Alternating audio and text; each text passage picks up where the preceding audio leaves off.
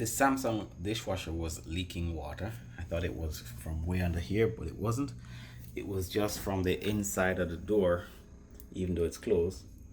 And the reason was because the dishwasher was unbalanced. Easy fix is to adjust these legs under here. There's one on either side. You could just screw that till it comes out a little bit more, and it raises the front of the dishwasher so it kind of keeps the water on the inside rather than leaning, or rather than gravity causing it to come out through the little slot under here.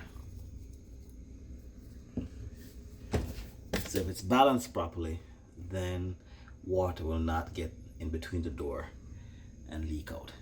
That could be the first cause of the problem.